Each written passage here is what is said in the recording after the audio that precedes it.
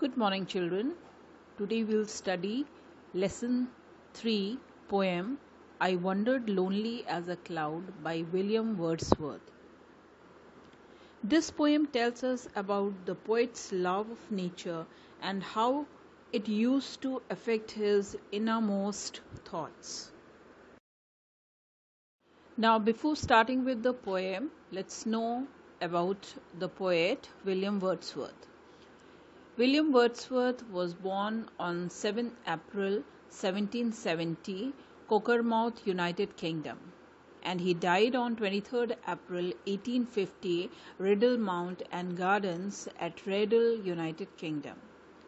William Wordsworth was an English romantic poet who, with Samuel Taylor Coleridge, helped to launch the Romantic Age in English literature. He is often termed a nature lover.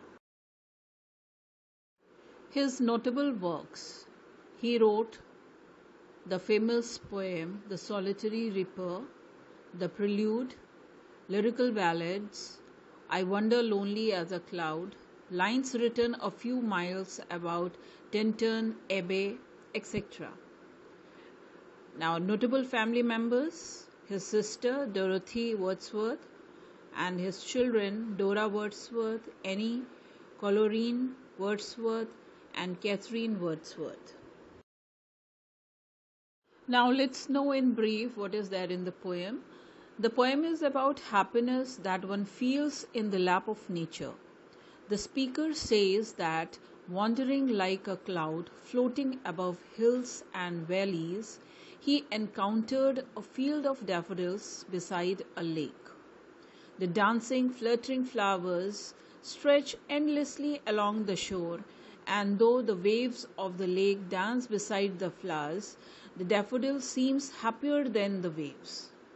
He says when he is all alone, how the thoughts of daffodils affect his innermost thoughts.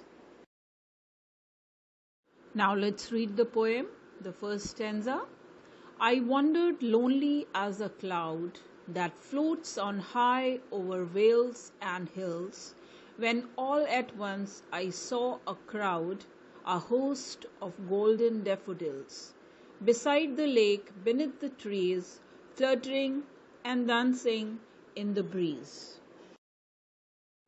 Now let's do some difficult words which you have come across while reading the stanza.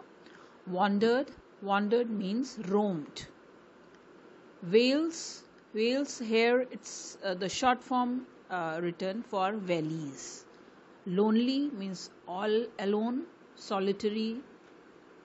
Golden, here golden indicates yellow color. Fluttering, flapping movement. Breeze, a light wind. Crowd, large number of people. Here it is a personification for daffodils. In this stanza, the poet says that he was wandering lonely as a cloud that floats on over valleys and hills. In other words, he was roaming around without any purpose. While roaming in the valley, he suddenly sees a crowd, a host of golden yellow daffodils. The word crowd means large number of people. So he uses personification and attributes the human qualities to daffodils. The poet calls daffodils golden rather than yellow in order to express their majesty and beauty. He sees a large number of daffodils along with the shore of the lake and below the trees. Again, the poet personifies the daffodils by showing them as flapping and dancing in the moving breeze. Children, hope you have understood the first stanza. And now your follow-up questions. What was the poet doing? Question number 2. What did he see while wandering? Question number 3.